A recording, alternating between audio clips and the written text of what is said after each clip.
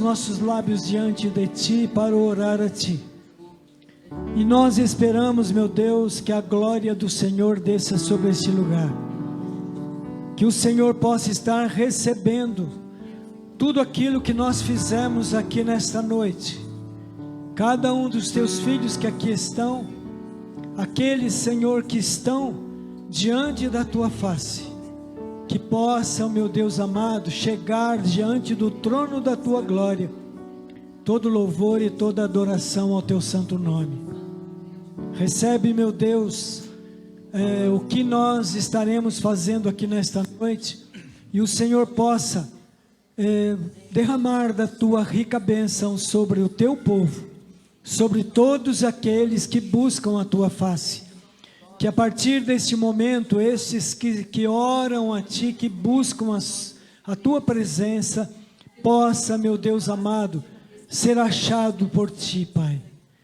Que o Senhor possa olhar para os nossos corações e nossas vidas e visitar, Senhor, com poder e graça, as nossas vidas e os nossos corações.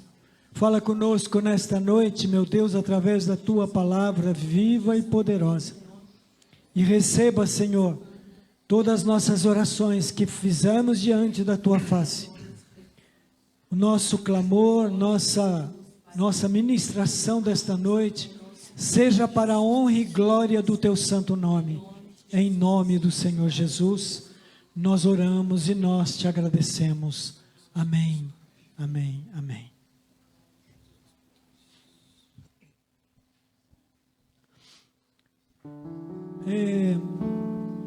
Muitas vezes o que nós esperamos quando a gente entra na presença de Deus? Nós podemos entrar na presença do Senhor de várias maneiras. Orando é a maneira principal, orando a Deus. Ou então louvando, cantando louvores ao Seu nome. Ou então dizendo: Senhor, eu não posso, eu estou abatido demais para fazer isso.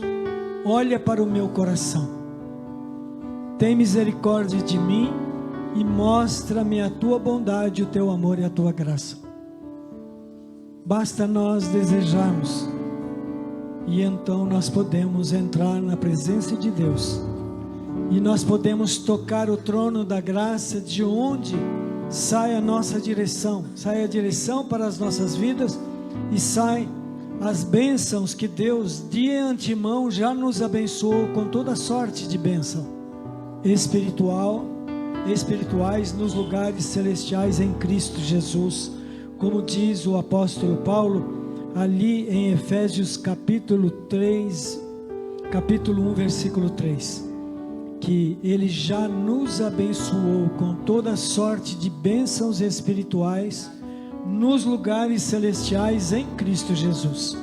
Mas nós precisamos chegar lá. Você pode chegar lá, entrar na presença do Senhor, para a honra e glória do Seu nome.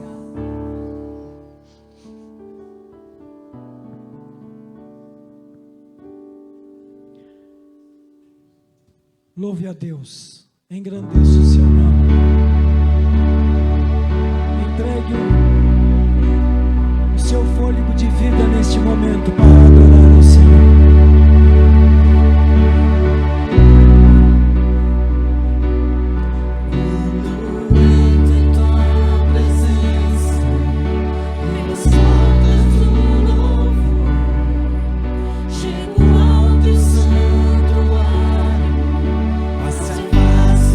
Como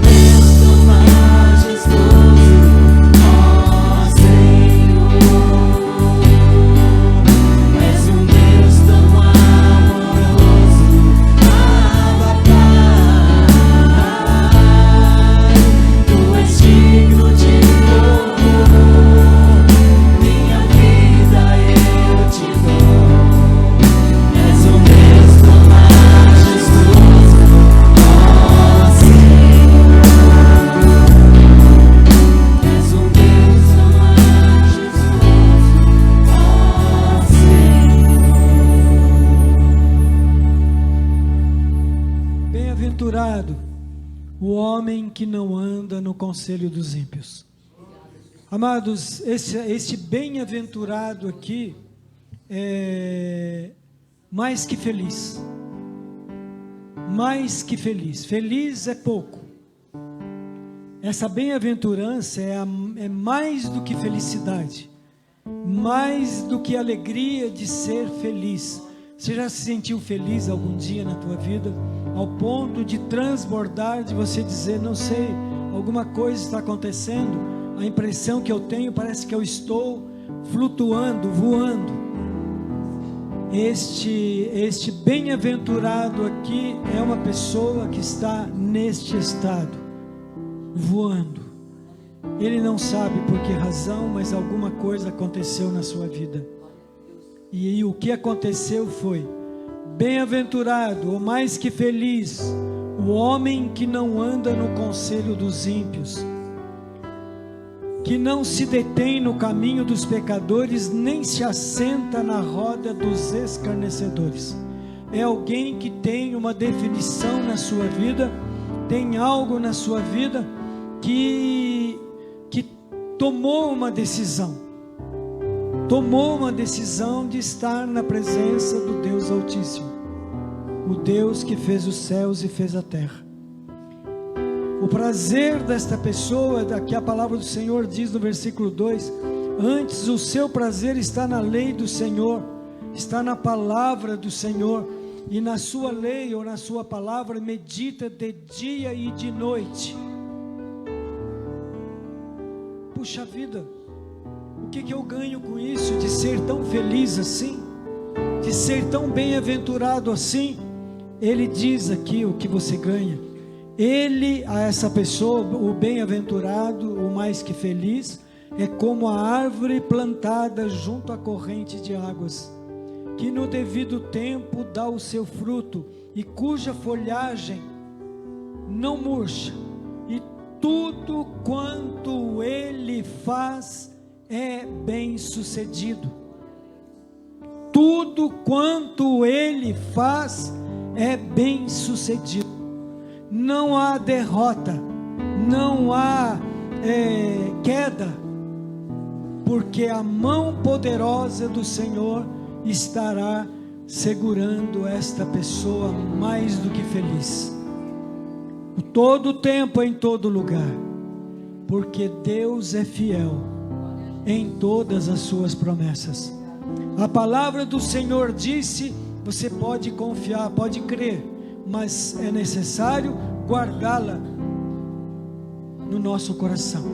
Ele é como a árvore, antes o seu prazer está na lei do Senhor, está na palavra do Senhor, dia e noite, em todo tempo, em todo lugar. Acorda pela manhã, o primeiro pensamento que vem é algo que o Senhor fez ou vai fazer na sua vida. Se acorda, o primeiro pensamento é você ter a confiança, a esperança de que Deus estará no controle do seu dia. Tudo que você fizer, você será bem sucedido quando nós somos mais que felizes, guardamos a lei do Senhor e meditamos nela dia e noite, e podemos declarar: a tua fidelidade, Senhor, ela é perfeita, ela é agradável.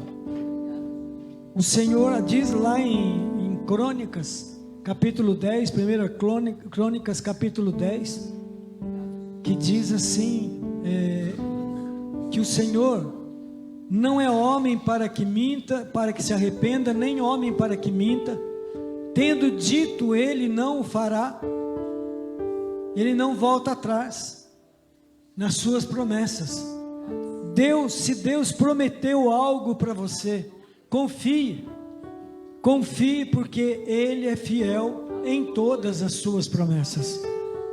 Ele é fiel. Basta, e a palavra do Senhor também diz assim, que se nós permanecermos fiéis a Ele, Ele sempre será fiel para aqueles que permanecem fiéis. Amém? Porque nós podemos tocar a sua fidelidade. Nós podemos tocar o seu amor, a sua graça e a sua misericórdia. Tua fidelidade, Senhor, é para todos sempre.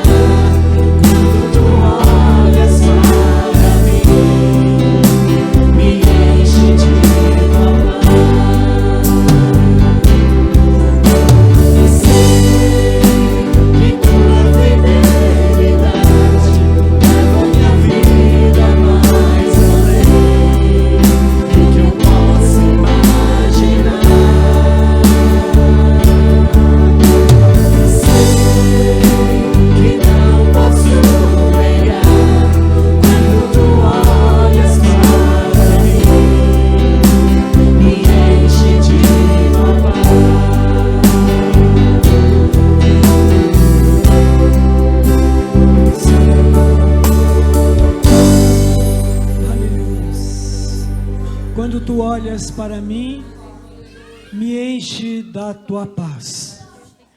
Deixa eu só dizer uma coisa. Abra o teu coração. Deixa Ele, o Senhor, olhar dentro do teu coração. Abra o teu coração neste momento. Tem uma forma que a gente usa para abrir o nosso coração, que é fechar os nossos olhos físicos e abrir os olhos do nosso coração. Se você deseja abrir os olhos do teu coração, faça isso. Abra o teu coração e diga, fale com o Senhor.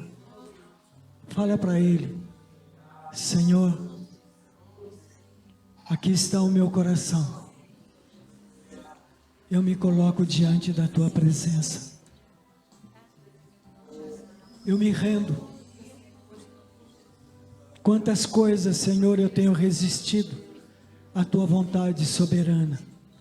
Mas agora, Senhor, eu abro o meu coração. Eu me rendo a ti.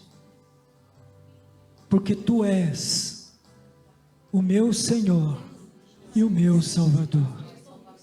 Não há outro além de ti, amado Pai. Eu sei, Senhor, que a tua fidelidade leva as nossas vidas muito além daquilo que nós podemos imaginar. Mas é o Senhor quem faz isso. Senhor, este coração que está diante da tua presença neste momento, que está fechado. Senhor, este coração que está, Senhor, empedernido, Senhor. Que o Senhor possa bater na porta. Bata aí com teu poder, Jesus. O Senhor diz, meu Deus, lá em Apocalipse, capítulo 3, versículo 20. É o Senhor que diz: eis que estou à porta e bato. Na vida, no coração daqueles que creram em ti. Aqueles que creem no Senhor.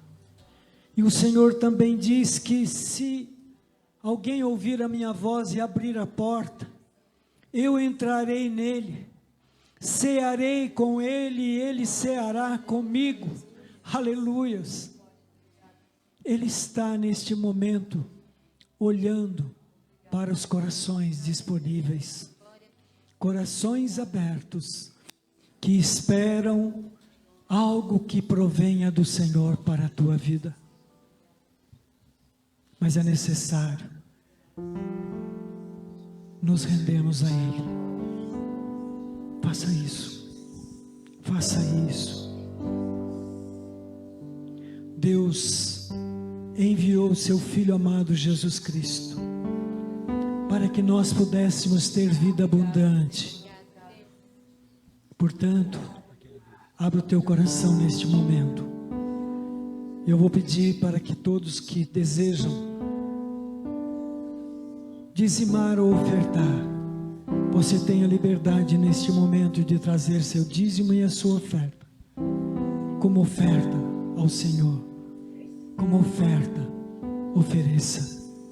Vamos orar a Deus. Pai Santo, em nome do Senhor Jesus Cristo, abençoe, meu Deus, cada real, cada centavo que entrar neste gasofilácio, que o Senhor possa abençoar, Senhor, a fonte de onde ele veio, que o Senhor possa ali, meu Deus amado, fazer prosperar, Pai, a fonte, fazer ela jorrar para suprir as necessidades do teu povo, Senhor, daqueles que têm, Senhor, procurado, Senhor, a abençoar a tua obra. Que o Senhor possa visitar esta família, visitar este coração, visitar esta vida. Que o Senhor possa preparar, meu Deus, trabalhos dignos, pessoas que precisam, que necessitam de um trabalho, Senhor, que estão buscando muitas vezes, alguns que estão, Senhor, fazendo, meu Deus, mudando de emprego. Que o Senhor possa dar direção, direcionar as suas vidas para diante da sua face. Nós oramos a Ti, Pai, e pedimos que a bênção e a graça do Senhor possa tocá-los e alcançá-los. E o Senhor possa fazer transbordar a vida de cada um dos Teus filhos, em o nome de Jesus. Nós Te agradecemos, em nome do Senhor Jesus Cristo. Aleluias. Glória a Deus. Deus enviou seu Filho amado.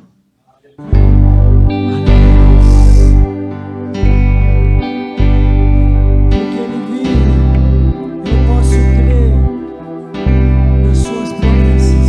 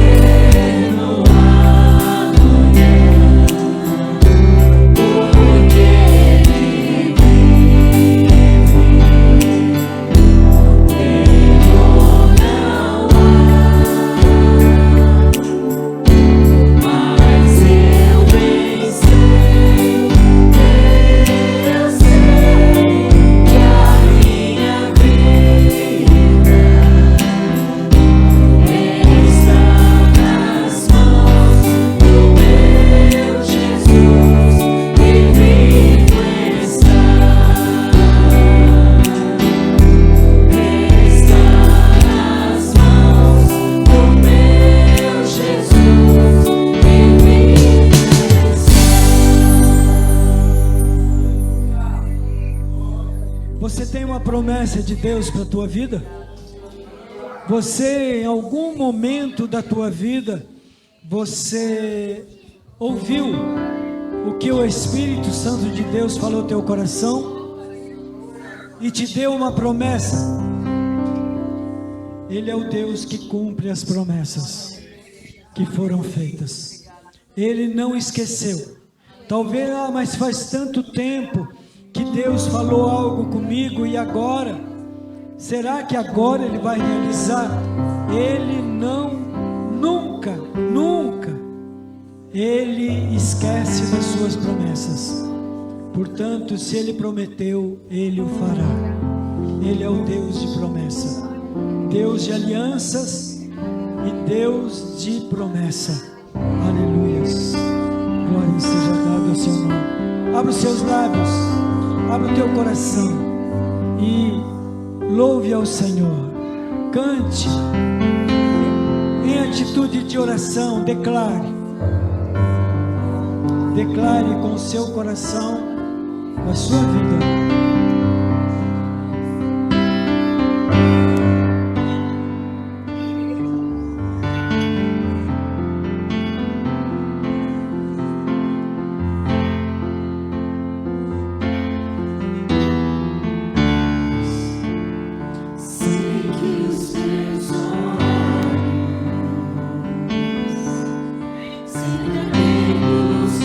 Permanece em mim.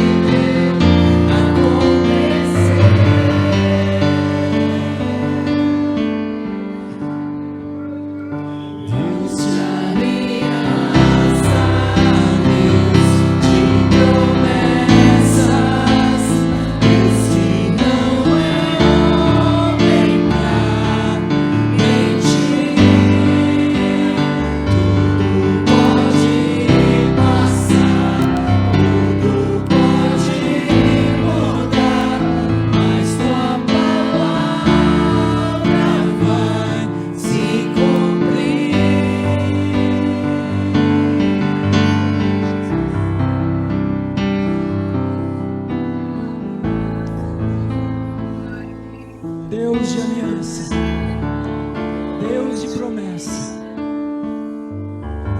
Tu és o nosso Deus, que ouve o clamor dos aflitos, que ouve a oração dos necessitados. Nós te agradecemos. Nós te agradecemos, Pai. Aleluia.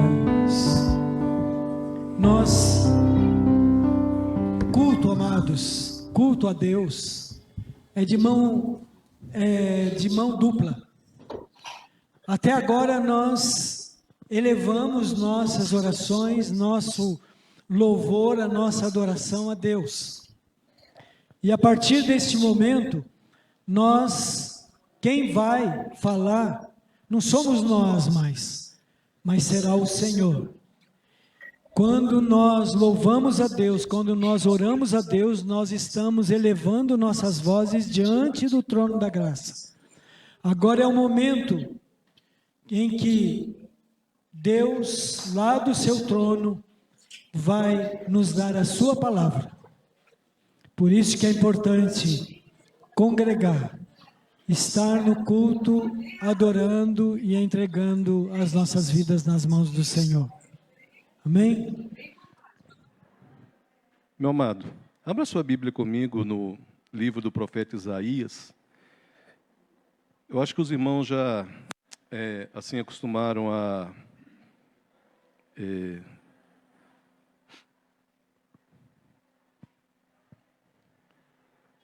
cada um tem um estilo de pregar, né? Então acho que os irmãos já sabem que eu gosto que a Bíblia mesmo ela se explique, amém? Nós vamos ler um pequeno texto aqui de Isaías, depois eu quero que você entenda o que Deus vai falar ao seu coração, amém? Isaías, capítulo de número 43, versículo 25.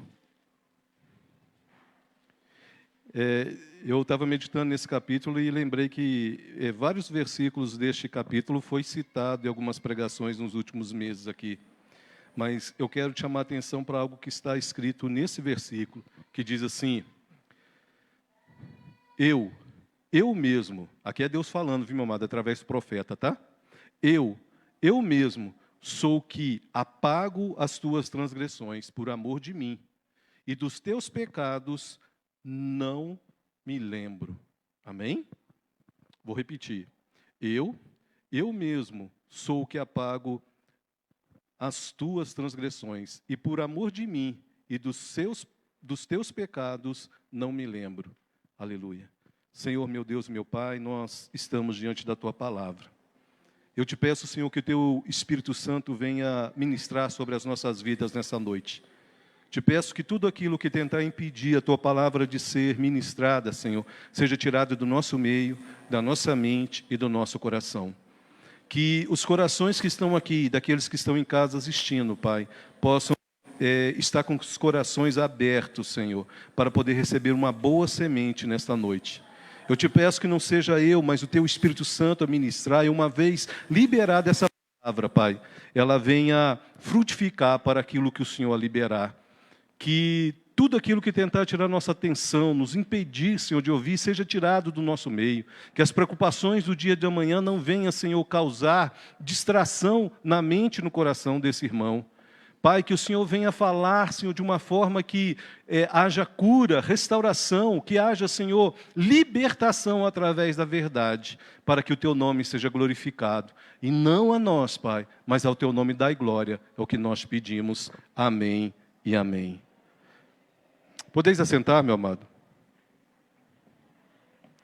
Meu amado, a pior coisa que pode acontecer quando você se aproxima da Bíblia para estudar, para meditar, ou simplesmente para ler, é ter um entendimento errado daquilo que está escrito na Bíblia. A Bíblia é um livro simples de ler, meu amado. Mas se você escolher apenas alguns textos que falam ao seu coração, aquilo que te agrada, de alguma forma, você vai deixar de compreender tudo aquilo que Deus quer falar com você, aquilo que Deus quer transformar na sua vida. Então é necessário que quando você se aproxime dela, que você tenha primeiro, para ler a Bíblia, independente do seu grau de estudo, viu, meu amado? Daquele que aprendeu a ler depois de certa idade, aquele que tem uma dificuldade de entender. A Bíblia é um livro vivo, ela fala. Ela fala com você de uma forma, meu amado, que ela te transforma. Então, o que é preciso a pessoa fazer é se aproximar dela e querer ler, ou pelo menos ouvir o que Deus está falando através da Bíblia.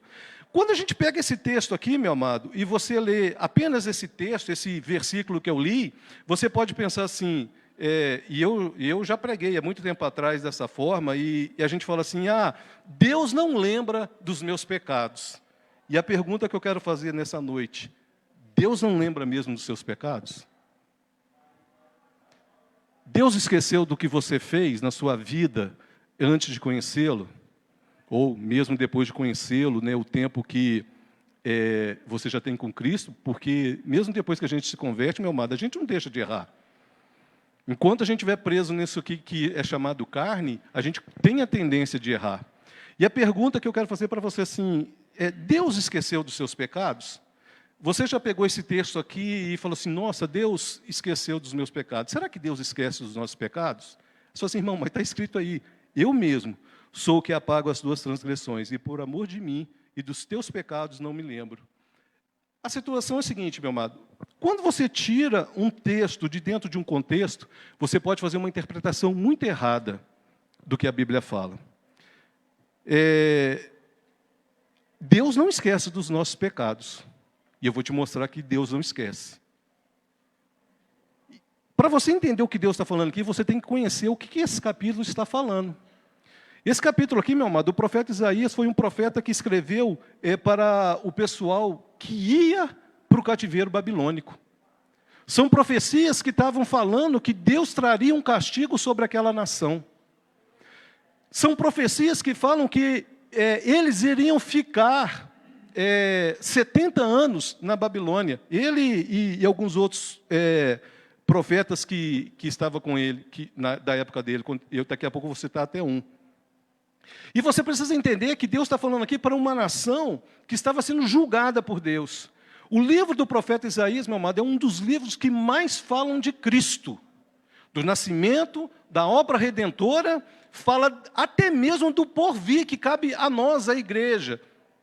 Do arrebatamento da igreja, dos novos céus e nova terra. Não tem outro profeta igual a Isaías no Antigo Testamento.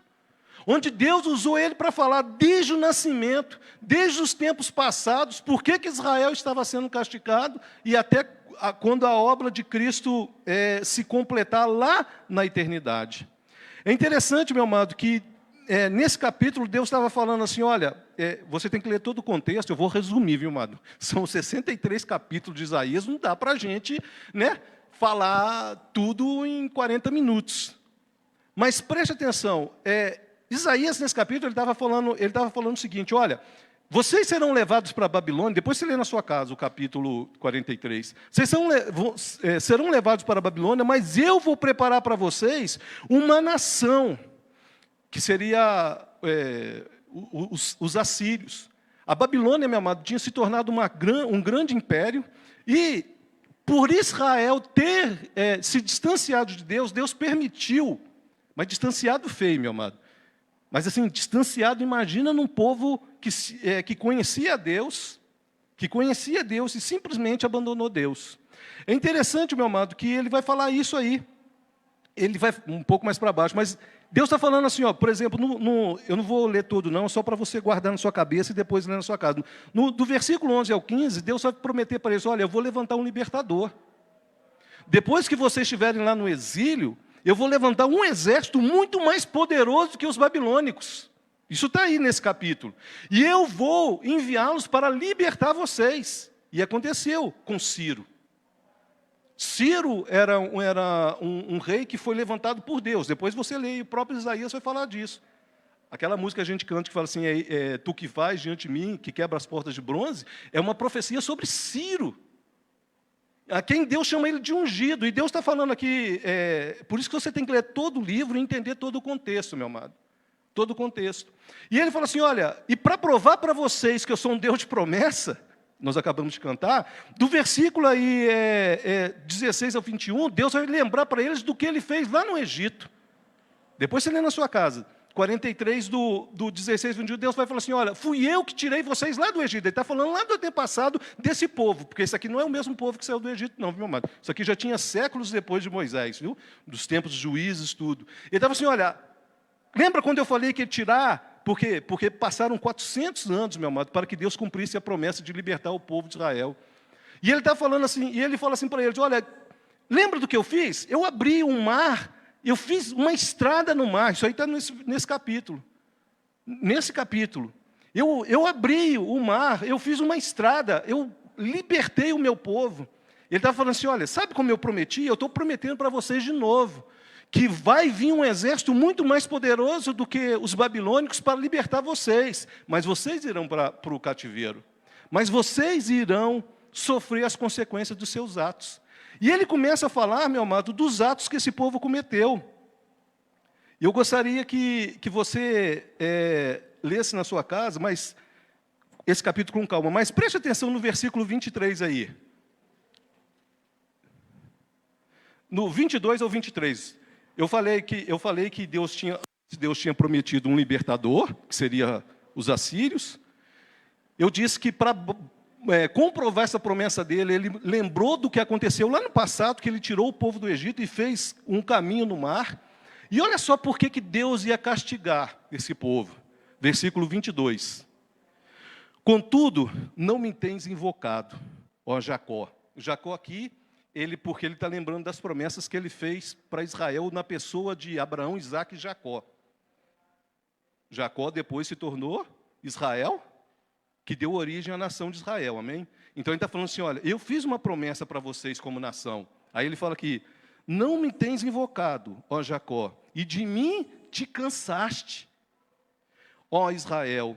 Não me trouxeste o gado miúdo dos teus holocaustos, nem me honraste com os teus sacrifícios. Não te dei trabalho com ofertas, manjares, nem te cansei com incenso.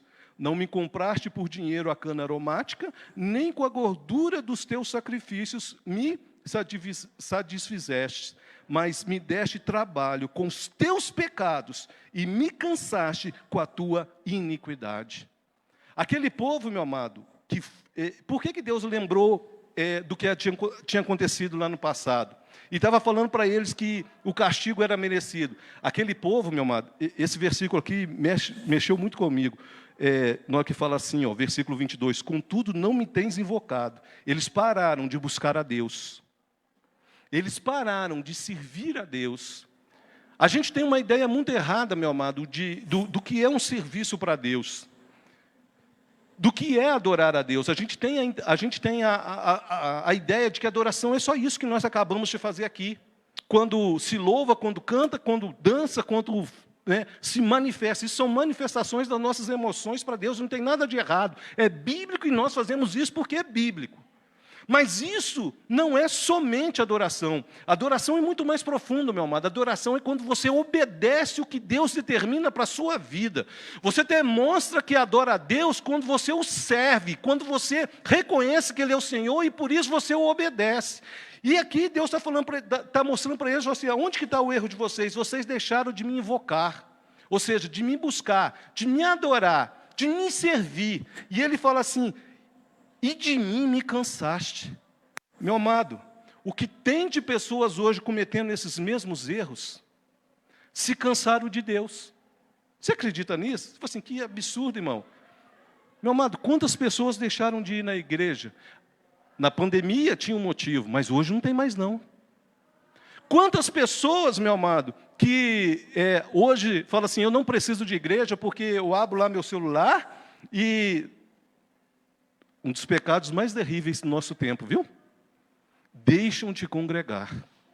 Com a desculpa que a igreja não é do jeito que ele quer. Meu amado, se a igreja que você vai, você que está me ouvindo em casa, ou você que está aqui, se a igreja que você vai, você não concorda, procure outra. Eu estou sendo bem sincero para você, procure outra. Mas não deixe de congregar. Não deixe, porque o maior fenômeno que está acontecendo no nosso tempo é as pessoas saírem da igreja com as desculpas mais bobas que tem. Falam do dízimo, falam da maneira da pregação, mas acontece que todas as igrejas, meu amado, hoje você tem igreja, não estou falando de igreja que prega heresia, não, mas tem igreja para todos os tipos de pessoas, igrejas sérias, igrejas que têm mais louvor, menos palavra. O que a pessoa não pode é usar isso como desculpa. Os irmãos estão entendendo o que eu estou falando? Para simplesmente deixar de obedecer a algo que está na Bíblia, que congregar é uma obrigação nossa. Não deixai-vos de congregar. Disse o autor de Hebreus, não deixe de congregar, não deixe de estar em comunhão, não deixe de ouvir. Por quê? Porque quando a pessoa deixa de vir na igreja e começa a escolher pregadores segundo aquilo, como a Bíblia fala, segundo o seu ventre, ele vai encontrar. Ele vai encontrar pessoas que vai falar o que ele quer ouvir, mas ele vai tirar da vida dele a palavra que realmente transforma, que realmente vai impactar a vida dele, transformando o caráter, trazendo santificação e levando ele cada vez mais próximo de Deus. Olha só o que Deus fala aí, vocês cansaram de mim. E as pessoas hoje, meu amado, estão cansando de Deus, porque acham que vem no culto, o culto é sempre as mesmas coisas. É para quem não vem com a vontade de buscar a Deus, de ouvir a Deus. É impossível, meu amado, você chegar no culto, e desde o momento que se lê aqui o texto de abertura, e nas músicas, Deus não falar com a gente. As ministrações que é feito entre um louvor e outro, ou durante o louvor, e Deus fala aqui, vocês de mim se cansaram. Aí a pessoa se cansa de Deus. E o que acontece quando a pessoa cansa? Ela deixa de servir a Deus. Aí vem o versículo 23. Não me trouxeste o gado miúdo dos teus holocaustos, nem me honraste com os teus sacrifícios, não te dei trabalho com ofertas de manjares, nem te cansei. Tudo isso aqui, meu amado, era a prática feita dentro do templo que ia ser destruído pelos babilônicos. Aí Deus falando para ele assim, olha, vocês deixaram de estar congregando comigo, de estar me buscando, de estar me servindo. Meu amado, aqui está falando de oferta, mas eu estou falando da essência que é adorar a Deus. Amém? Os irmãos estão entendendo? De estar diante de Deus, de buscá-lo aonde Ele está. Aí você pode falar assim, irmão, mas Jesus falou que se eu quisesse falar com Deus, eu entro lá no meu quarto e fecho a porta. Aquilo lá é para intimidade. Mas aquilo lá não substitui o estar congregado em comunhão com os irmãos. Jamais. Aquilo é necessário para você construir a sua vida de intimidade com Deus. E isso aqui, meu amado, é necessário para construir as nossas vidas como igreja. Amém? E Deus está aqui falando para esse povo que eles tinham se cansado de Deus e começaram a abandoná-lo. Porque isso, meu amado, é um passo atrás do outro. A pessoa começa a achar que tudo no culto é enfadonho, é cansativo. Na realidade, ele está se cansando de Deus. Ele está se cansando das coisas de Deus. E aos poucos, meu amado, ele vai se distanciando. Aí Deus fala assim, não me compraste por dinheiro a cana aromática, nem com a gordura, ou seja, você deixou de me dar o que há de melhor. Meu amado,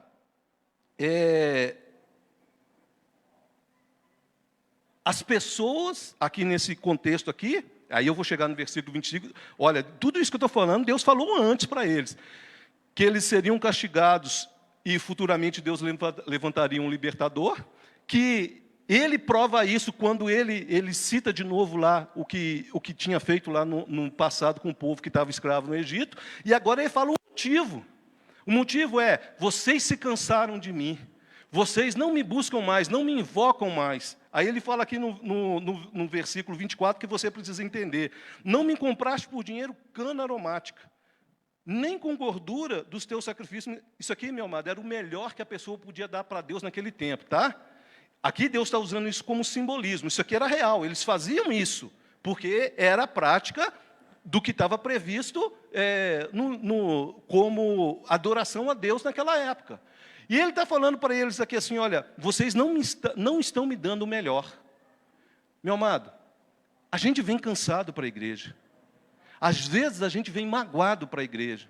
Às vezes a gente teve decepção na semana e durante o dia, a gente vem assim para a igreja. Mas quando você vem para a igreja, o que Deus vai olhar para você é a sua sinceridade de servi-lo, de adorá-lo.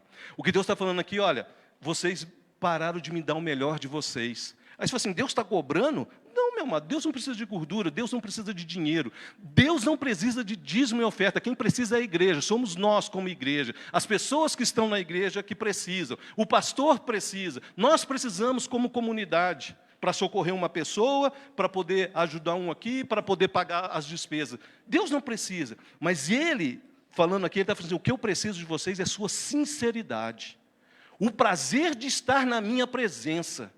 Meu amado, eu sou como você, tem dia que eu estou cansado, tem dia que eu não quero orar, tem dia que eu não quero ler a Bíblia. Mas às vezes a gente, quando está nesse momento, a gente para um pouquinho e fala assim, Deus, mas eu quero estar com o Senhor.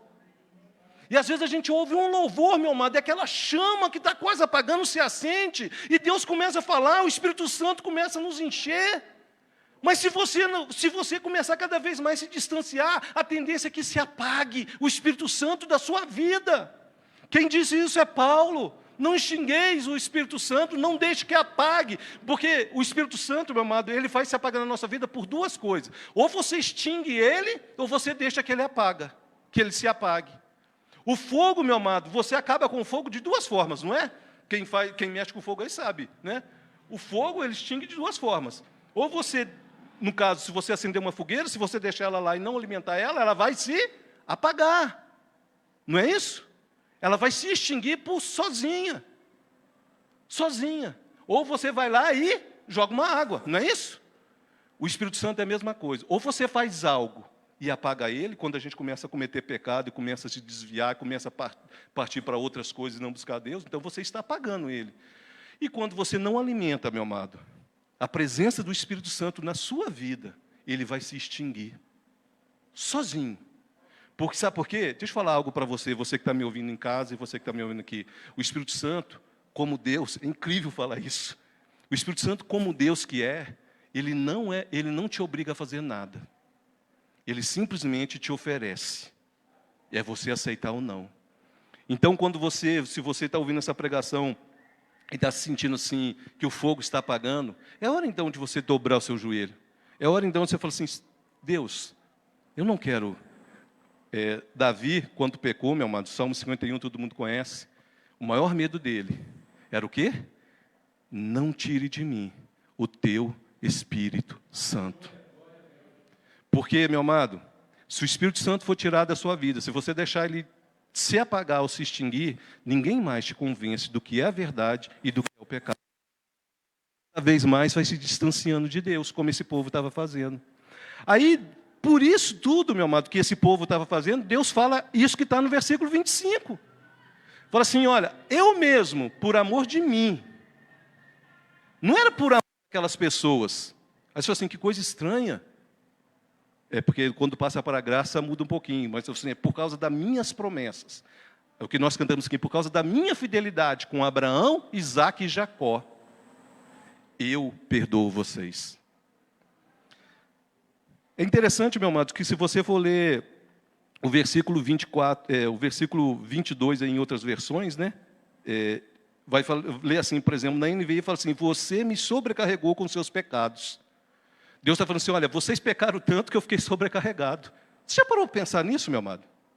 Já parou para pensar Deus falar para alguém assim, olha, vocês estão me sobrecarregando com seus pecados. Lembrando que lá no capítulo 9, no capítulo 6, né, de Gênesis, quando fala lá do dilúvio, 6 ao 9 ali, quando fala do dilúvio, fala assim que Deus destruiu aquele povo do passado, por causa que chegou a um nível tão alto de pecaminosidade, de malignidade, meu amado, de distanciamento de Deus, que Deus falou o quê? O meu Espírito não agirá eternamente nesse povo, nesses homens, sentido de gênero humano, tá? Olha só o que Deus fez. Por isso, Davi lá no Salmo 51 vai falar assim, não tires de mim o Espírito Santo. Não tires de mim. Uma outra versão, que é a versão de Knox, diz assim, fui sobrecarregado com seus pecados, fui afligido com sua incredulidade. Quando a pessoa, meu amado, vai distanciando de Deus, a tendência é que ela vai perdendo a fé. A fé no sentido de ir para o caminho da incredulidade. Aí quando Deus fala com ele, já não faz mais diferença, porque ele não acredita. O maior erro, meu amado, que pode acontecer com uma pessoa é ele não acreditar mais em Deus. Aí ele se torna o quê? Mero religioso. Ele simplesmente vai para a igreja porque acostumou, não porque ele crê mais em Deus. Ele vai para a igreja porque a igreja é legal, tem música legal, tem uns trem legal lá na igreja. Mineiro, né? Trem legal lá na igreja. Ele simplesmente vai na igreja, mas vai na igreja com aquela essência que Deus está cobrando aqui. Venha me buscar, venha me invocar, venha na minha presença. O que te trouxe hoje aqui na igreja? Você fica ansioso quando tem culto? Esperando a hora de vir para a igreja? Ou você já acostumou, é automático, já está no automático, né?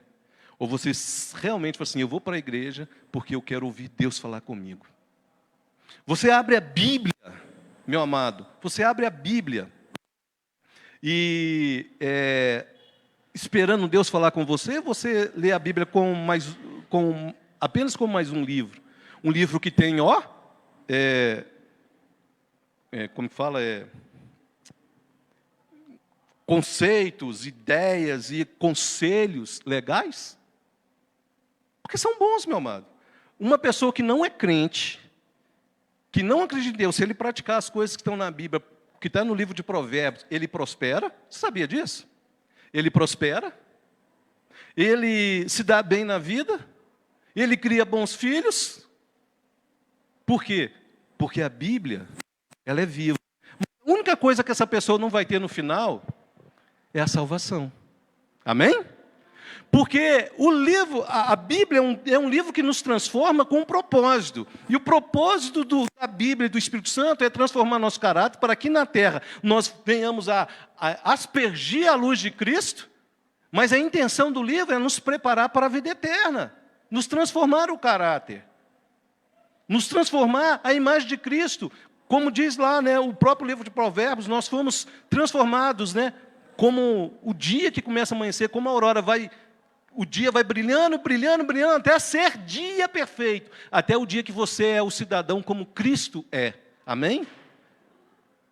E Paulo vai falar assim, que quem faz isso é o Espírito Santo. Nós somos transformados de glória em glória. O Espírito Santo vem e nos transforma um pouquinho. O Espírito Santo vem...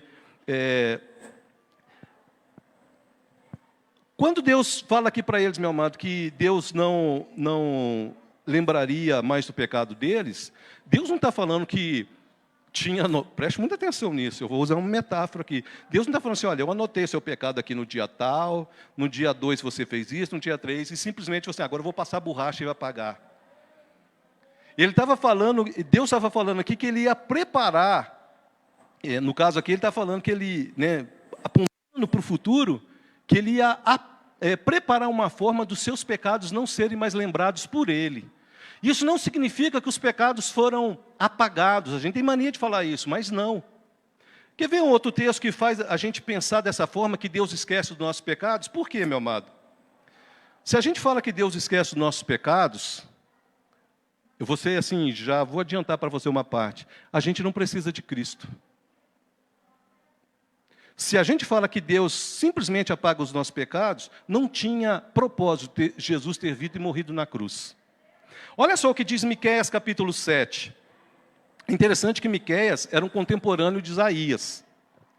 Era um contemporâneo, ou seja, viveu na mesma época, só que viveram distante um do outro. E no capítulo 7 de Miqueias, o capítulo 7 de Miqueias também ele é um profeta que fala do castigo, inclusive do castigo babilônico, do que Deus ia dar naquela... E no capítulo 7 ele fala mais ou menos as mesmas coisas. Depois você lê na sua casa. Olha só, eu citei Isaías 43 para você ler, e agora eu estou citando Miqueias capítulo 7.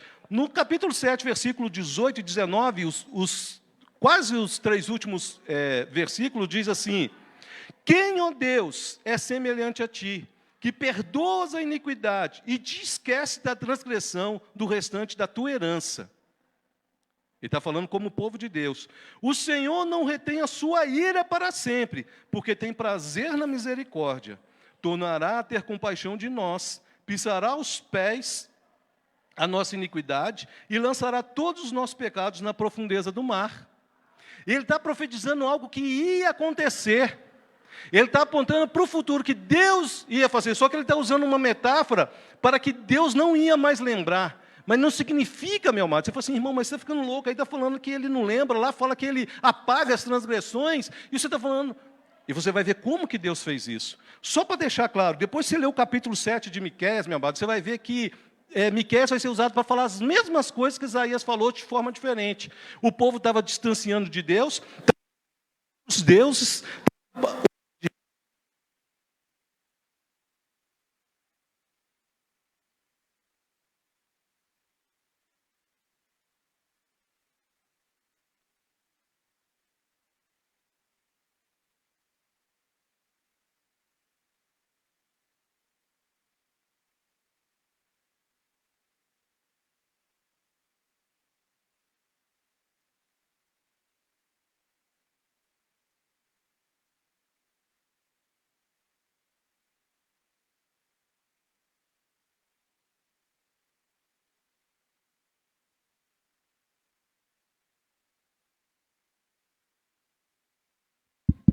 Ei, voltou. Miqueias, meu amado, nesse capítulo 7, ele vai apontar as mesmas falhas do povo de Israel, que se distanciou de Deus, que abandonou a adoração a Deus, e o povo de Israel começou a procurar outros deuses. Aí você fala assim, irmão, mas hoje não é assim. Meu amado, a única diferença é o que ocupa o lugar de Deus. Hoje as pessoas procuram filosofias, ascender na vida, ou seja, se dar bem na vida e busca aquilo com todas as forças, sem saber se Deus tem aquele propósito na vida dele ou não.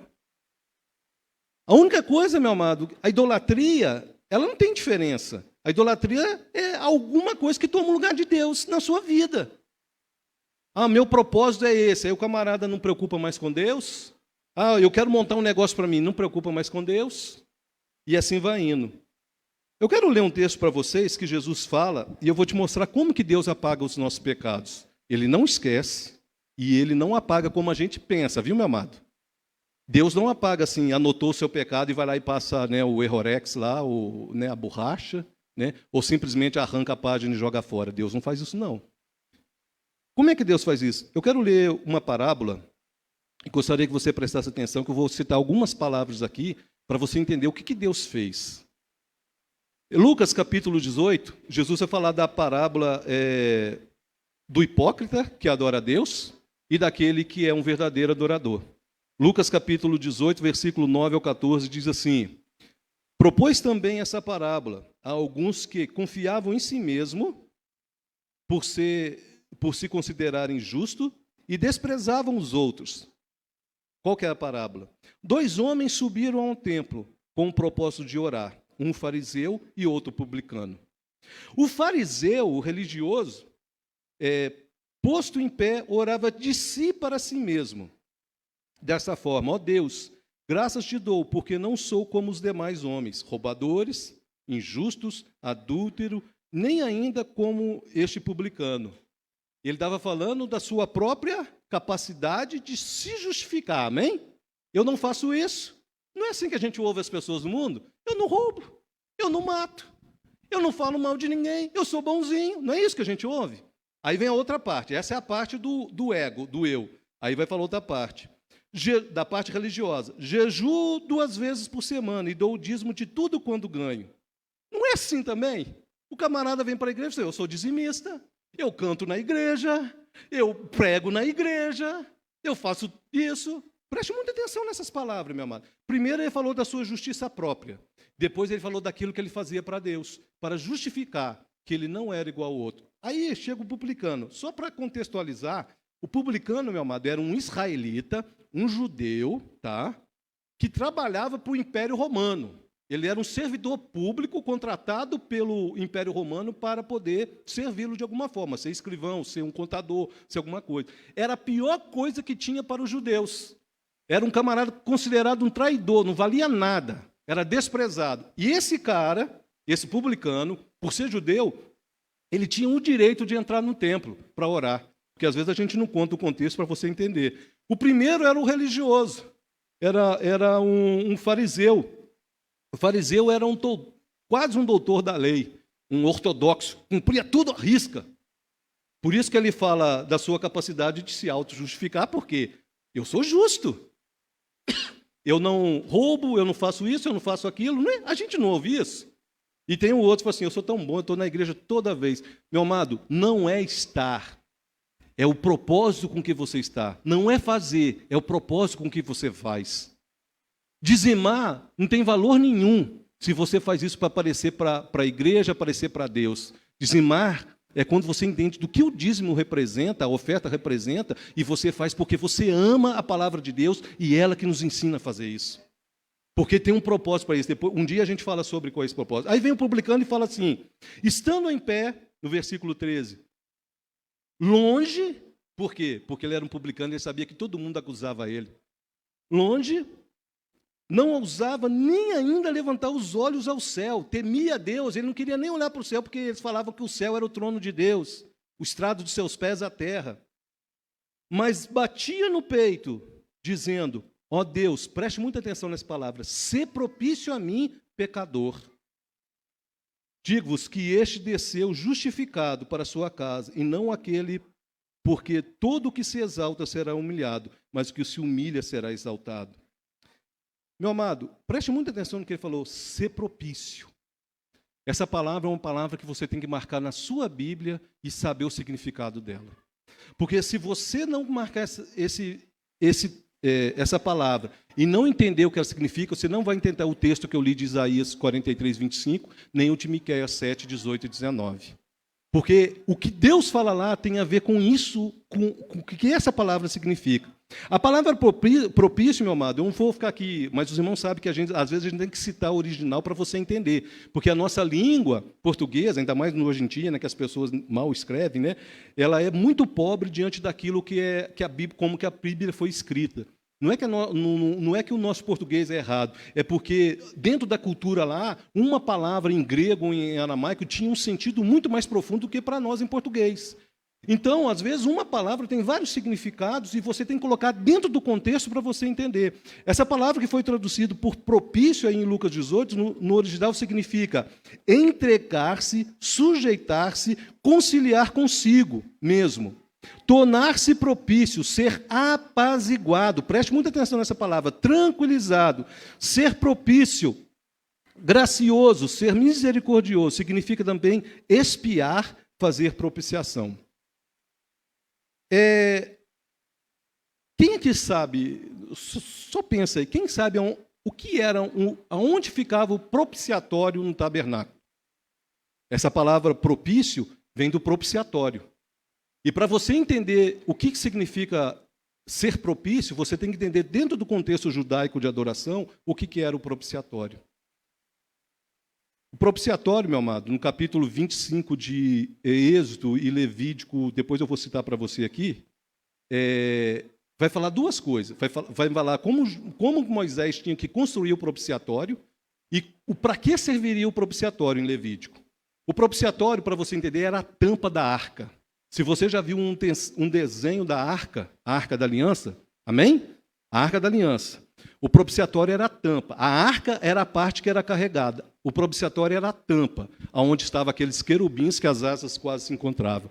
No propiciatório, meu amado, preste muita atenção, em cima dos querubins era onde Deus falava com Moisés. Está no capítulo 25 de Êxodo. Era onde Deus aparecia para Moisés, em cima do propiciatório, em cima dos anjos. É por isso que ele fala, que a gente às vezes fala as coisas e nem entende, que ele habita, né, acima dos querubins. É porque era onde que ele falava com Moisés, em cima desses dois querubins.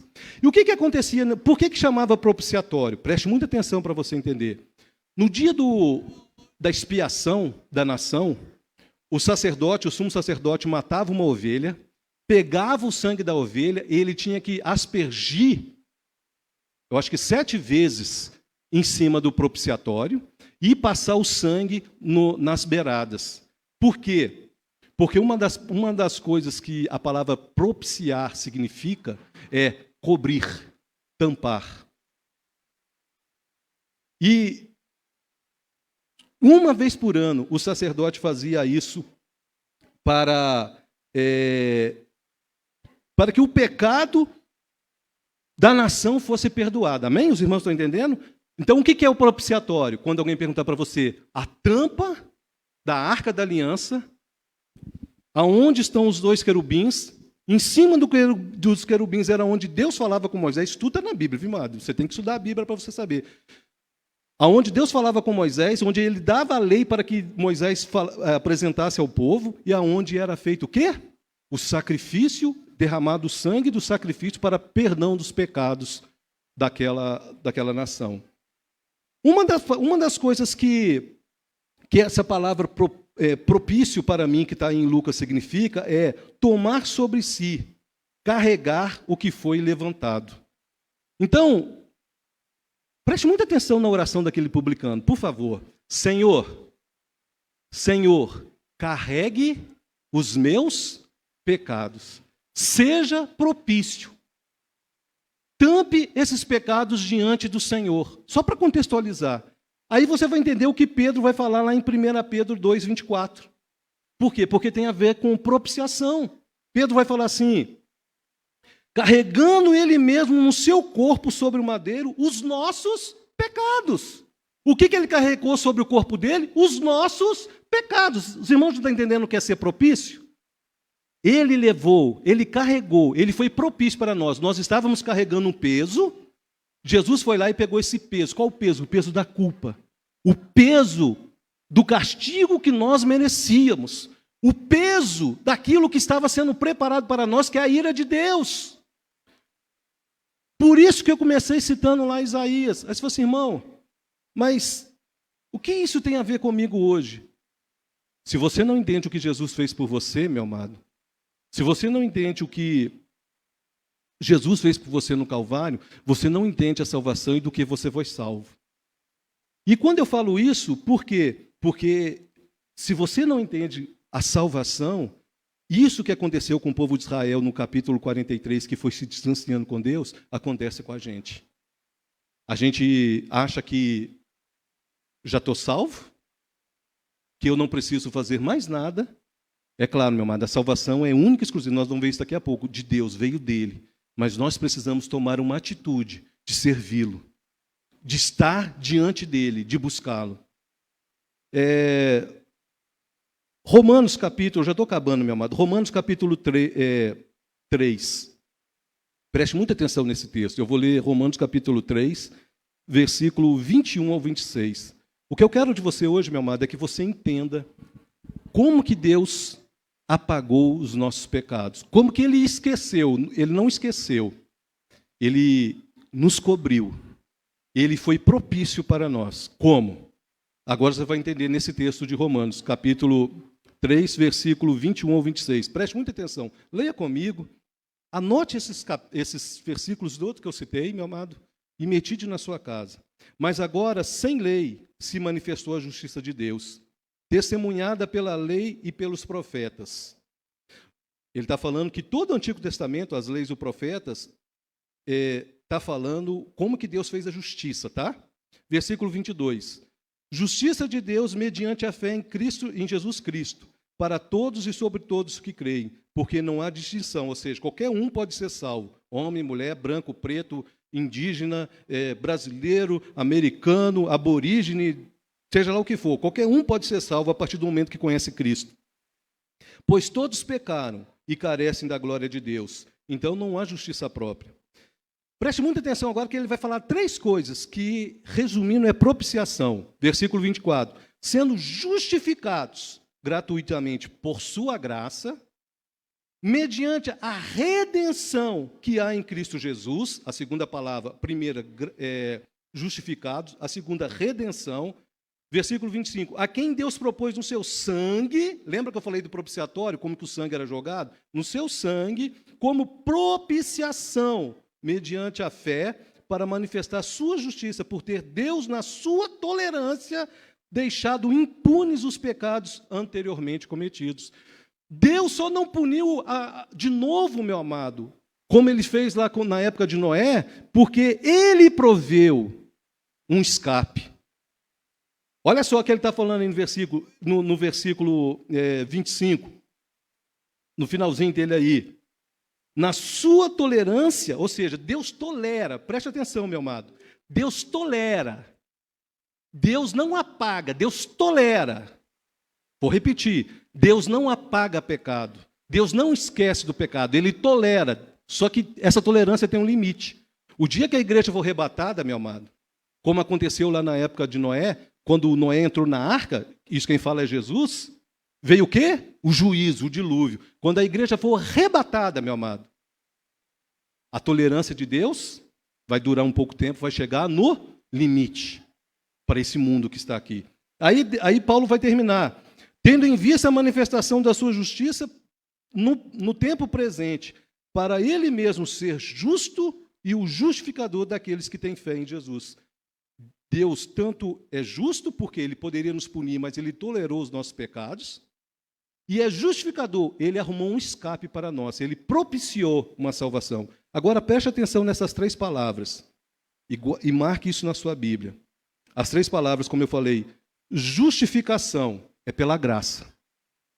Aquele fariseu chegava lá e falava assim, eu não roubo, eu não faço isso, eu não cometo adultério, e eu dou meu dízimo. Ele estava falando da justiça própria. Pela própria justiça e pelos próprios atos, ninguém, meu amado, é justificado diante de Deus. É pela graça. Olha que Paulo fala aí. A justificação é pela graça. Ele vai sempre ligar uma palavra com aquilo que deve ser feito para que aquilo se cumpra. Então, a justificação, você não precisa fazer nada. É por graça. É Deus que vai fazer.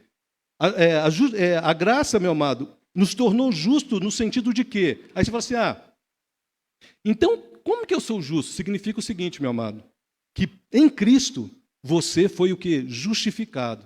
Você se tornou justo, ou seja, não tem nada a ser punido, você é justo. Você fala assim, irmão, mas você acabou de falar que nós somos pecadores, é o que Paulo fala aí. Todos nós merecemos o castigo, mas pela graça Deus escolheu o quê? Nos justificar. Em quem? Cristo. Não é porque eu dou o dízimo, não é porque eu oro, não é porque eu jejuo, não é porque eu vou para o monte, não é porque eu acordo de madrugada, isso tudo é importante, tudo isso tem que ser feito. Mas é porque Ele proveu por graça nos justificar. Então, a primeira coisa quando ele fala assim, eu não lembro dos seus pecados, e quando Miqueias, meu amado, o finalzinho, esse capítulo 7 de Miqueias, lê na sua casa. Leia os 3 últimos versículos desse capítulo, você vai entender todo o contexto do capítulo 7 de Miqueias. É um castigo terrível. E Miqueias é usado para falar assim, mas nós vamos esperar na propiciação que o Senhor tem para nós. A outra coisa que Paulo fala aí, a redenção. A redenção é pela obra de Cristo. O que é redenção, meu amado? Libertação efetuada pelo pagamento de um resgate, de uma dívida. A justificação, se tornar justo, é por Deus. Você não precisa fazer nada. A redenção significa pagar um preço. Preste muita atenção. Eu e você tinha que pagarmos um preço. O preço por nossas culpas e os nossos pecados. Aí Jesus veio e falou assim, não, pode deixar que eu pago. Aí ele foi para a cruz. Amém? E o que dívida que ele pagou? A dívida dos pecados, ele suportou a ira de Deus na cruz do Calvário. A justificação é pela graça, a redenção é pela obra de Cristo, ou seja, Ele já pagou o preço, aí vem falar aqui, aí o finalzinho fala assim, agora a propiciação é pela fé. Assim, irmão, não estou entendendo nada. Para você ser justificado e ter a obra de Cristo na redenção na sua vida, você precisa crer. É pela fé que a propiciação foi feita. E a palavra propiciação, meu amado, tem a ver com conciliação. É muito estranho falar de propiciação, porque às vezes a gente não tem ideia, porque a gente tem a mania de não querer compreender do que nós fomos salvos. Deus está virado. Preste muita atenção nisso. Deus está virado. Porque o pecado da humanidade estava chegando no limite que ele não suportava. E ele precisava ser apaziguado. Então, quando você encontrar a palavra propiciação, reconciliação, reconciliados, está falando tudo a mesma coisa. A propiciação tem a ver com conciliação. Havia um Deus irado, que precisava ser aplacado a ira dele, ou seja, ele ia castigar esse mundo, meu amado. Ele ia destruir esse mundo, mas ele resolveu pagar o preço. A redenção, resolveu nos justificar. Ou seja, mesmo que nós tenhamos pecado, ele nos considera justos, ou seja, juridicamente falando, Ou seja, foi justificado, ou seja, como que eu vou explicar isso? A justificação é assim, ele justificou a nossa falta. Sabe quando você vai no trabalho, você comete um erro, aí o chefe seu fala assim, explica para mim por que você fez isso. Aí você fala assim, eu fiz isso por causa disso. Ah, tá bom, você justificou. Os irmãos entenderam? Então é como se a gente falasse assim, Deus, eu cometi tudo isso, mas o Senhor sabe que eu sou pó. É como Davi fala no Salmo 51, o Senhor sabe que eu nasci em pecado. O Senhor sabe que essa natureza é assim, depois que Adão cometeu o erro dele, distanciou do Senhor. Aí ele nos considera justificado, porque nós levamos o peso disso. E para você, na redenção, meu amado, além da reconciliação, o preço que havia ser pago da ira foi pago lá na cruz do Calvário. Tinha que ser pago. Então, meu amado, Deus não esquece do pecado. Então, meu amado, Deus não joga os nossos pecados como a gente pensa. Agora ele jogou no mar do esquecimento. Não, ele proveu a propiciação. E quando ele olha para nós hoje, ele enxerga em nós, você que creu, amém?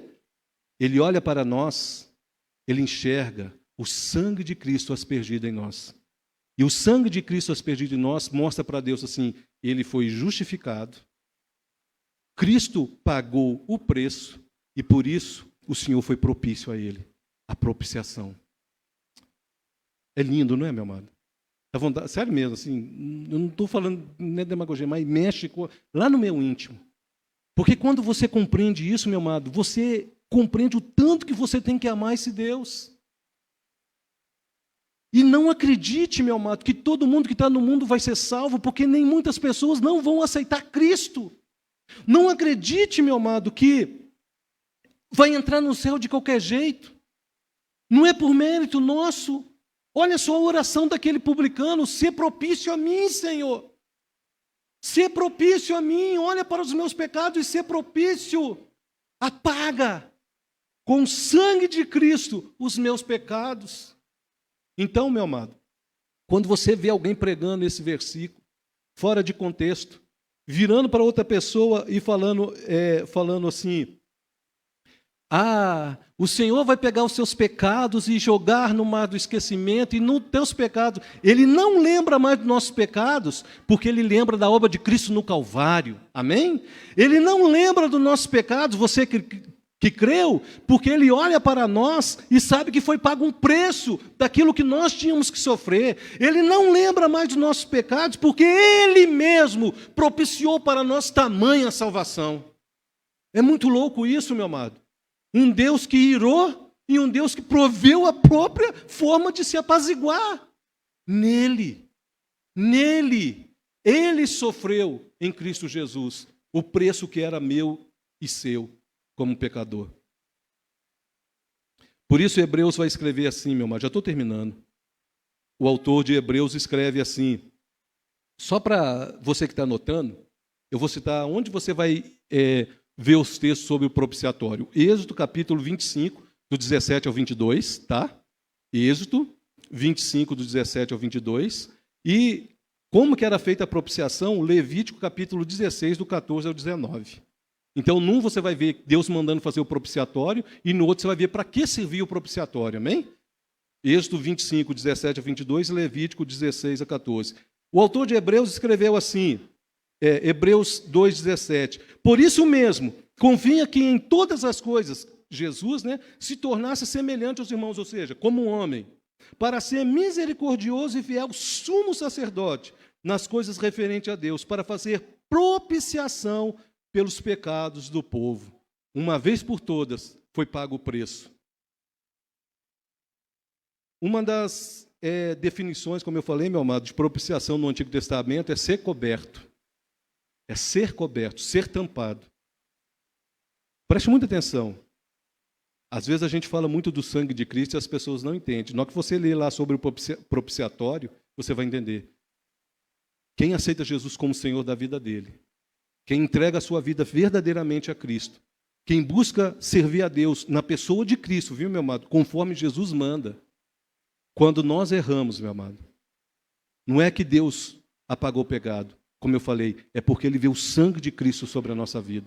E João, para terminar, estou terminando, João capítulo 1, versículo 2, ele vai falar assim, João capítulo 2, 1 João, 1 João capítulo 2, versículo 2, vai dizer assim: e ele, Jesus, né, é a propiciação pelos nossos pecados, e não somente pelos nossos próprios, mas ainda pelos do mundo inteiro. Ele estava assim, não só nós da igreja, porque senão a gente vai entender errado o texto ali, né? O mundo inteiro, ou seja, o mundo inteiro já está propiciado. Não. E por todo aquele que do mundo vier a crer. O mundo inteiro, ou seja, está disponível não só para nós judeus. Às vezes a gente tem que entender o contexto. Não só para nós igreja, amém? Mas para todo aquele que vier a crer. Jesus até orou sobre isso. Não oro só por esse, Senhor, mas para todos aqueles que vierem a crer. E no capítulo, nesse 1 João mesmo, capítulo 4, versículo 10, João vai falar assim: nisto consiste o amor, não em que nós tenhamos amado a Deus. Lembra como que está lá o texto de Isaías? Não é por mim,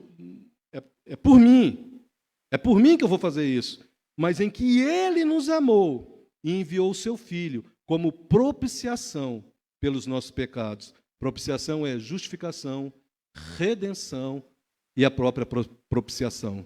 Foi pago um preço, você é justo, e o sangue de Jesus de cobre para garantir que você não deve mais nada, porque você aceitou Jesus como Senhor da sua vida. Ah, mas então agora eu posso viver a vida, já que o sangue de Jesus foi aspergido, eu posso viver do jeito que eu quero? Não. Uma vez por ano, o sacerdote tinha que entrar lá e aspergir o sangue. Todos os dias, meu amado. Não espere o dia de amanhã, porque você não sabe até quando você vai viver. Todos os dias, você tem a possibilidade de dobrar o joelho e falar assim: Senhor, sê propício a mim. Sê propício a mim. Fique de pé no seu lugar, meu amado. Eu espero que Deus tenha falado com você que está aqui e com você que ouviu essa pregação pela live. Eu, com a maior sinceridade do meu coração, meu amado, eu desejo que essa palavra tenha mexido com os nossos corações, no sentido de fazer a gente entender o que é ser propício. Deus, meu amado, não apaga os nossos pecados. Ele pagou. Ele mandou o Filho dele para pagar a nossa dívida, uma dívida cruel que nos levaria para o inferno e depois para o juízo eterno. Distante de Deus, sem possibilidade de voltar. A oportunidade de voltar é agora, meu amado. É hoje, nesse mundo. Nós estamos no tempo da graça, da propiciação. Depois será o tempo só do juízo. A igreja precisa anunciar isso, meu amado, sem medo.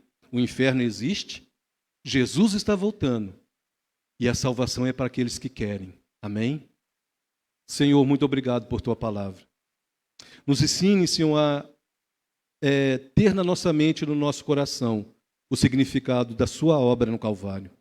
O Senhor verdadeiramente não apaga, mas o Senhor cobre os nossos pecados com o sangue de Cristo. Assim, Pai, como o Senhor fez lá com Adão e Eva, quando eles pecaram a primeira vez, suprindo para eles uma vestimenta de um cordeiro que foi sacrificado. E como a tua palavra diz, antes da fundação do mundo, já estava preparado. O Senhor propiciou para nós tamanha salvação. Tenha misericórdia de nós, Pai.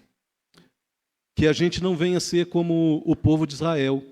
O Senhor deixou registrado na Bíblia para servir como exemplo nós, como Paulo fala. Que uma nação que viu tantas coisas que o Senhor fez por eles. O mar se abriu, exércitos foram destruídos, inimigos foram abatidos, porque o Senhor era com eles. E mesmo assim, Pai, se cansaram do Senhor. Não o invocavam mais e foram procurar outras formas de serem felizes a despeito daquilo que o Senhor ofereceu a eles. Como igreja, Senhor, eu te peço, não nos deixes, Senhor, desviar do teu caminho. Não nos deixes nos cansar do Senhor, Pai. Em nome de Jesus, por favor, Senhor, ser propício e não nos deixes nos cansar do Senhor. Desperta em nós todo dia o desejo de ouvir a tua palavra. Amado Espírito Santo, desperta em nós o desejo de buscar a face de Cristo, buscar em Deus todos os dias, para que nós não venhamos afastar. Tenha misericórdia daqueles que abandonaram a igreja, Senhor, com desculpas, Pai, e deixaram o fogo do Espírito Santo ser extinto ou apagado, Senhor, porque quiseram de fato, Senhor, que fosse apagado. Olha para a tua igreja, Senhor, que nesse tempo que está tão distante das tuas verdades, Senhor, que nós possamos voltar a meditar na Tua palavra e aprender a Tua palavra, para que não venhamos cair, Senhor, no laço do inimigo, Senhor, que nos atrai, Senhor, com coisas deste mundo, que de certa forma são boas, Pai, porque algumas coisas foram até criadas para o Senhor, mas que ocupam o Teu lugar na nossa vida, que o Senhor tenha a primazia na nossa vida. Acima de qualquer coisa, Pai, de esposo, de filho, de emprego, de, Senhor, projetos para o futuro, nós tenhamos, Senhor, o projeto, o querer, o desejar, Senhor, ver a Tua face através de Cristo. Amado Espírito Santo, aviva a Tua igreja. Aviva aqueles que estão cansados, abatidos, Senhor. Dê ânimo e força. Sopra, Espírito Santo, sopra para acender de novo essa chama e faça arder de novo o desejo de estar servindo a Deus com sinceridade, buscando a face dEle com todo o empenho. Ah, Senhor, e a todo tempo seja propício para os nossos pecados. Que todos os dias nós possamos lavar os pés uns dos outros. Que todo dia nós possamos estar diante de Ti pedindo misericórdia por Tua graça que é infinita. E que nós possamos esperar sempre a volta de Cristo. Vem logo, Senhor Jesus. Nos leve para junto das moradas que o Senhor preparou para nós na eternidade. Aleluia. Fala a Tua igreja, Senhor. Confirme essa palavra no coração daqueles que estão ouvindo, Pai. Essa pessoa que estava indecisa sobre voltava para a igreja ou não, que ele volte com certeza, sabendo que o Senhor está dando oportunidade para ele, sendo propício para ele. Aleluia. Aleluia, Espírito Santo. Que o Senhor possa convencer que essa palavra foi dirigida a nós, porque o Senhor nos ama e o Senhor quer nos livrar desses tempos difíceis que virão para a frente, quando o Senhor arrebatar a igreja. Que sejamos arrebatados com Cristo nas alturas, Senhor, para a glória do Teu nome. Amém. Amém, meus amados? Que o Senhor continue falando no seu coração. Nós temos aqui alguns pedidos, né? De oração para a Silvana, que está pedindo por cura, Heloísa, cura, a Giselda Paiva pedindo por cura, né? Vamos orar? Orar por essas pessoas? Senhor, nós queremos apresentar a Ti, Senhor, a vida da Silvana, da Heloísa, Helena, da Giselda Paiva, Senhor, que necessitam de cura, Pai.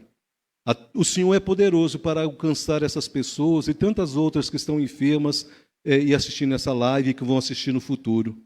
Mostra o Teu poder, Pai, como o Senhor mostrou no passado, assim como o Senhor fez com Israel, falando da Tua grandeza. Manifesta o Teu poder, poder de cura, de restauração. Toca, Senhor, nessas pessoas, Senhor, que seja restabelecida a saúde delas para a glória do Teu nome, Pai. Toda enfermidade saia dessas pessoas em o nome de Jesus e que o Teu nome, Senhor, seja glorificado. Que o Teu nome seja glorificado. Aniversariante da semana, né? É a Eliane, dia 17/9.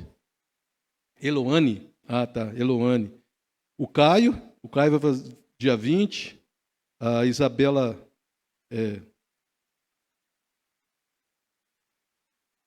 dia 21. A Isabela? E vamos orar então? Tem alguém aqui que está fazendo aniversário que está aí, presente? Então, né? Vamos orar. Senhor, nós queremos apresentar a vida do Caio, da Isabela, Senhor, da Eloane, que estarão fazendo aniversário nessa semana. Senhor, que o Senhor possa presenteá-los de uma forma especial. Que o coraçãozinho deles, Senhor, possam estar totalmente voltados a Ti e que possam receber de Ti uma graça especial. Porque o Senhor é um Deus que age assim, Pai. De vez em quando o Senhor nos surpreende com coisas que às vezes a gente nem espera. Mas o Senhor faz porque o Senhor é um Pai amoroso. Pai, que nesse novo ano de vida eles possam crescer em estatura e graça, em conhecimento do Senhor. Se mantenham firmes diante do Senhor, Pai, a despeito de qualquer dificuldades que venham aparecer. E que a todo momento o Senhor continue sendo o pastor da vida deles, Pai. Guiando, cuidando, guardando e livrando de todo o mal. Os abençoe de uma forma especial, Pai. E que nesse novo ano de vida eles possam ver a Tua glória e a Tua graça constante na vida deles, para a glória do Teu nome. Amém e amém. Meu amado, amanhã tem o Arte e Movimento, tá? Para quem tem as crianças aí que mandam para cá. Culto no lar terça-feira, na casa do pastor Wellington. Amém? Terça-feira. Quarta-feira, nosso culto de oração, tá? Sábado, né, a reunião de jovens aí, né, o encontro dos jovens na igreja. E domingo, mais um culto abençoado que eu espero que Deus venha falar no seu coração. Nós temos 2 visitantes aí, a Deise e Rafael. Amém, Deise. Quem que é o Rafael? Ah, está lá? Seja bem-vinda, minha irmã. A casa é nossa, a casa é do Pai. Toda vez que tiver vontade, possa vir. Amém? Vamos orar, vamos encerrar. Senhor, muito obrigado por tudo que o Senhor tem feito nas nossas vidas. Nós queremos te pedir, Senhor, pela nossa nação. Estamos, Senhor, tão próximos das eleições, Pai. E tanta coisa tem acontecido, de ruim e de bom, Pai. Mas o que nós queremos pedir é que o Senhor venha manifestar o teu poder sobre a nossa nação. Derrame, Senhor, do teu Espírito Santo para pacificar, para abrir os entendimentos. E tudo aquilo que é contrário ao Senhor seja manifesto, para que assim seja, Senhor, e as pessoas possam escolher de fato, com sabedoria, aqueles que nos governarão no futuro. Pai, a tua palavra diz que é o Senhor que levanta, Senhor, os reis, é o Senhor que os abate. A tua palavra diz que o coração do rei está em tuas mãos e o Senhor o conduz da forma que o Senhor acha que deve ser. A tua palavra diz, Senhor, que as autoridades foram constituídas pelo Senhor, mas como igreja nós clamamos, tenha misericórdia de nós, Pai. Levante homens que temam a Ti. Homens, Senhor, que no mínimo tenham temor do Senhor, Pai, para poder nos governar com justiça e com equidade. Tira do poder todos aqueles que são contrários aos Teus princípios, Pai.